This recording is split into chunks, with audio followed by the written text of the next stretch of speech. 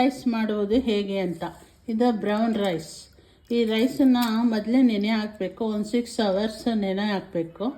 ನೆನೆ ಹಾಕಿದ ನಂತರ, ಯಾಕೆಂದರೆ ಇದು ಅಕ್ಕಿ ಗಟ್ಟಿ ಇರುತ್ತೆ, ನಾರಿನಂಶ ಜಾಸ್ತಿ ಇರೋದ್ರಿಂದ ಬೇಗ ನೆನೆಯಲ್ಲ, ಅದು ತುಂಬ ಟೈಮ್ ತಗೊಳುತ್ತೆ, ಬೇಗ ಬೇಯಲ್ಲ ಕೂಡ.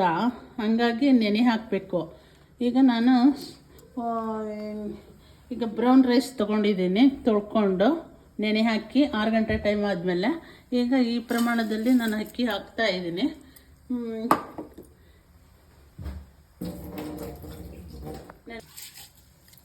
1:2 ವಾಟರ್ನ ಹಾಕಬೇಕು. ಇದು ಬೇಗ ನೆನೆದಲೇ ಇರೋದ್ರಿಂದ ಬೇಗ ಬೇಯೋದು ಕಷ್ಟ ಆಗುತ್ತೆ ಅಂತ ಹೇಳ್ಬಿಟ್ಟು ನಾನು ಕುಕ್ಕರ್ಗೆ ಹಾಕ್ತಾ ಇದ್ದೀನಿ. ಇದಕ್ಕೆ ನಾರಿನಂಶ ಜಾಸ್ತಿ ಇರುತ್ತೆ, ಹಾಗಾಗಿ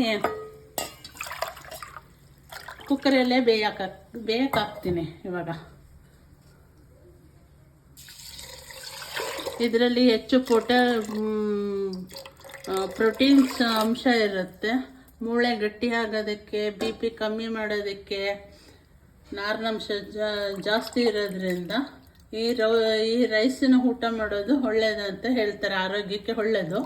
ಮತ್ತು ಇದು ಊಟ ಮಾಡ್ತಾಯಿದ್ರೆ ಸ್ವಲ್ಪ ಊಟ ಮಾಡಿದ್ರೆ ಸಾಕು, ಹೊಟ್ಟೆ ತುಂಬ್ದಂಗಿರುತ್ತೆ, ಹೆಚ್ಚು ಟೈಮು ಹೊಟ್ಟೆ ಹಸಿಯಲ್ಲ, ವೆಯ್ಟ್ ಮ್ಯಾನೇಜ್ ಆಗುತ್ತೆ, ತೂಕಕ್ಕೆ ಇಳಿಸೋದಕ್ಕೆ ಸಹಾಯ ಆಗುತ್ತೆ. ಹಾಗಾಗಿ ಬ್ರೌನ್ ರೈಸ್ನ ನಾನು ಮಾಡ್ತಾಯಿದ್ದೀನಿ. ಹಾಕಿ 1-2 ವಿಷಲ್ ಕೂಗಿಸ್ತೀನಿ. ಓಪನ್ ಮಾಡ್ತಿದ್ದೀನಿ, ಸ್ಟೀಮ್ ಆರಿದೆ. ಈಗ ಈ ಥರ ಬ್ರೌನ್ ರೈಸ್ ಈ ಥರ ಆಗಿರುತ್ತೆ.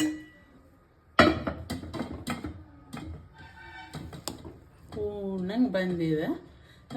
ಸ್ಟೀಮ್ ಹೆಂಗೆ ಹೊಡೆಯುತ್ತೆ ನೋಡ್ಕೊಂಡು ನಿಮ್ಮ ಕುಕ್ಕರ್ ಆ ಥರ ನೀವು ಅನ್ನ ಮಾಡ್ಕೊಳ್ಳಿ. ಇದು ಬ್ಯಾಡ್ ಕೊಲೆಸ್ಟ್ರಾಲ್ ತೆಗೆಯೋದಕ್ಕೆ ಹೆಲ್ಪ್ ಮಾಡುತ್ತೆ. ಈ ಪ್ರತಿನಿತ್ಯ ವೈಟ್ ರೈಸ್ ಬದಲಿಗೆ ಈ ರೈಸನ್ನ ಉಪಯೋಗಿಸೋದನ್ನ ಅಭ್ಯಾಸ ಮಾಡಿಕೊಂಡ್ರೆ ನಮ್ಮ ಆರೋಗ್ಯನ ವೃದ್ಧಿಸ್ಕೋಬೋದು ಅನ್ನೋದು.